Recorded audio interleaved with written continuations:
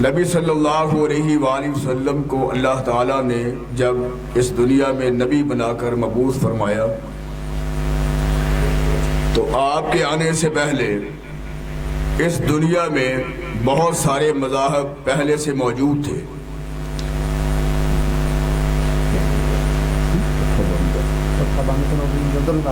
مذاہب موجود تھے، یہودی موجود تھے، لیکن یہودیوں کا المیہ یہ تھا کہ یہود حضرت عزیر علیہ السلام کو اللہ کا بیٹا سمجھتے تھے۔ عیسائی موجود تھے، لیکن عیسائیوں کا المیہ یہ تھا کہ عیسائی حضرت عیسیٰ علیہ السلام کو اللہ کا بیٹا سمجھتے تھے اور حضرت مریم علیہ السلام کو اللہ کی بیوی خیال کرتے تھے۔ آپ صلی اللہ علیہ وآلہ وسلم سے پہلے مجوس موجود تھے، آگ کے پجاری موجود تھے، لیکن ان کا المیہ یہ تھا کہ وہ آگ کی پوجا کرتے تھے اور انہوں نے دو خدا بنائے ہوئے تھے، ایک یزدان تھا، ایک اہرمن تھا۔ یزدان نیکیوں کا خدا، اہرمن برائیوں کا خدا۔ انہوں نے خداؤں میں تقسیم کی اور اللہ کی ذات میں خلش پیدا کی۔ آپ سے پہلے ہندو موجود تھے، ہندوؤں نے رحمت کائنات صلی اللہ علیہ وآلہ وسلم سے ہٹ کر انہوں نے اپنے لیے بڑے خدا بنائے، برہمن بنایا، وشنو بنایا، شیو بنایا، حتیٰ کہ ان کے ہاں خداؤں کی تعداد 3 کروڑ سے بھی زیادہ ہے۔ اس کے علاوہ جتنے مذاہب تھے ان مذاہب کے اندر اللہ کی توحید سے ہٹ کر شرک کی ملاوٹ تھی۔ اور جب آنکھ کھولی مکہ کے اندر میرے اور آپ کے پیغمبر جناب حضرت محمد رسول اللہ صلی اللہ علیہ وآلہ وسلم نے، تو آپ نے اس معاشرے کے اندر کوئی حالات یہودیت سے ہٹ کر محسوس نہیں کیے، حالات عیسائیوں سے ہٹ کر نہیں تھے، حالات مجوسیت سے ہٹ کر نہیں تھے،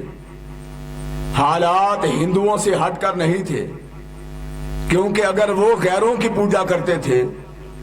تو مکہ کے باسی بھی غیروں کی پوجا کرتے تھے۔ وہ خدا کا نام تو لیتے تھے، وہ اللہ کے نام کی مالا تو جھکتے تھے، وہ اللہ کے سامنے تو جھکتے تھے، لیکن کبھی لات کو، کبھی منات کو، کبھی عزا کو، کبھی یعوق کو، کبھی یغوث کو، کبھی نصر کو، کبھی نائلہ کو، کبھی اصحاف کو، کبھی حبل کو خدا بنا کر، حتیٰ کہ اس گھر کو، جس گھر کو حضرت ابراہیم علیہ السلام نے اس دعا کے ساتھ بنایا تھا، ربنا تقبل منا انک انت السمیع العلیم، اور وہ 4 دیواری کے گرد گھومتے رہے اور اللہ سے دعائیں مانگتے رہے، اللہ ہم تیرا گھر بنا رہے ہیں، اللہ یہ گھر بنانا اپنی بارگاہ میں قبول و منظور فرما۔ اور کہا اللہ ایک گھر تو بنا دیا، اللہ اس گھر کا امام بھی پیدا فرما، اللہ اس میں نمازیں پڑھانے والا، اللہ اس میں تیری توحید کی دعوت دینے والا، اللہ پیغمبر بھی اس کائنات میں نازل فرما۔ اور جب وہ پیغمبر جناب محمد مصطفیٰ صلی اللہ علیہ وآلہ وسلم اس کائنات میں تشریف لائے تو عالم یہ ہے کہ وہی بیت اللہ جسے ابراہیم علیہ السلام نے اللہ کی توحید کے لیے بنایا تھا، وہی بیت اللہ جسے اللہ کے نبی ابراہیم نے اللہ کے پیغام کو دنیا تک پہنچانے کے لیے بنایا تھا، وہی بیت اللہ کہ جہاں پر رب العالمین نے ابراہیم سے کہا مشرق کے جانب منہ کر کے، مغرب کی جانب منہ کر کے، شمال اور جنوب کی جانب منہ کر کے ایک دفعہ لوگوں کو بلائیے، آ جاؤ سارے اللہ کے گھر کی طرف، چھوڑ دو لات کو، چھوڑ دو منات کو، چھوڑ دو سارے خداؤں کو، نمرود خدا نہیں اور نمرود سے پہلے خدائی کے دعوے داروں کی کوئی حیثیت نہیں۔ اگر کائنات میں کسی اختیار کا مالک ہے، اگر اولاد دینے کا مالک ہے، اگر رزق دینے کا مالک ہے، اگر نیند کا مالک ہے، اگر بیدار کرنے کا مالک ہے، اگر صحت کا مالک ہے، اگر بیماری کا مالک ہے، اگر بیٹیوں کا مالک ہے، اگر بیٹوں کا مالک ہے، اگر موسموں کا مالک ہے، اگر چاند کا مالک ہے، اگر سورج کا مالک ہے، اگر ستاروں کا مالک ہے، اگر 7 آسمانوں کا مالک ہے، اگر 7 زمینوں کا مالک ہے، اگر انسان کا مالک ہے، اگر جنات کا مالک ہے، اگر حشرات کا مالک ہے، اگر جمادات کا مالک ہے، اگر نباتات کا مالک ہے، اگر کائنات میں کسی چیز کا مالک اگر کوئی ہے تو وہ صرف کائنات کا رب ہے۔ قل اللہم مالک الملک تؤتی الملک من تشاء وتنزع الملک ممن تشاء وتعز من تشاء وتذل من تشاء بیدک الخیر۔ اللہ جسے تو چاہے بادشاہیاں عطا فرمائے، اللہ جس سے چاہے تو بادشاہیوں کو چھین لے، اللہ جہاں پہ تو چاہے اپنی مملکت کو سجا دے۔ اللہ تیرے ہاتھ میں عزت ہے، تیرے ہاتھ میں ذلت ہے، تیرے ہاتھ میں ساری بھلائیاں ہیں۔ اور وہ گھر جس کو ابراہیم علیہ السلام نے اتنی محبت سے بنایا تھا، امام کائنات نے جب آنکھ کھولی وہی گھر بتوں سے بھرا ہوا، 360 بتوں سے بھرا ہوا، اور گلی محلوں کے اندر، چوکوں چراہوں کے اندر بت رکھے ہوئے، لوگ ان کے آگے نیازیں دے رہے، لوگ ان کے آگے سجدے کر رہے، لوگ ان کے آگے جھک رہے، لوگ ان کو خدا سمجھ رہے، لوگ ان کو وسیلہ سمجھ رہے،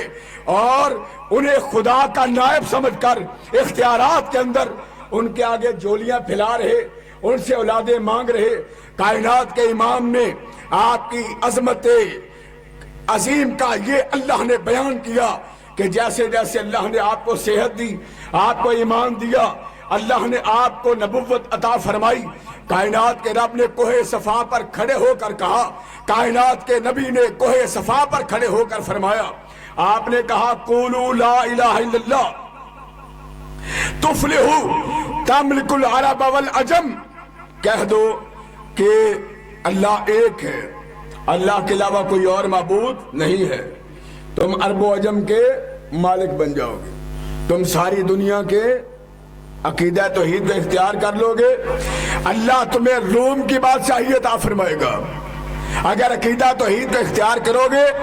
اللہ تمہیں فارس کی بادشاہی عطا فرمائے گا۔ اگر توحید کو اختیار کرو گے اللہ تمہیں یمن کی بادشاہیاں عطا فرمائے گا۔ اگر عقیدہ توحید کو اختیار کرو گے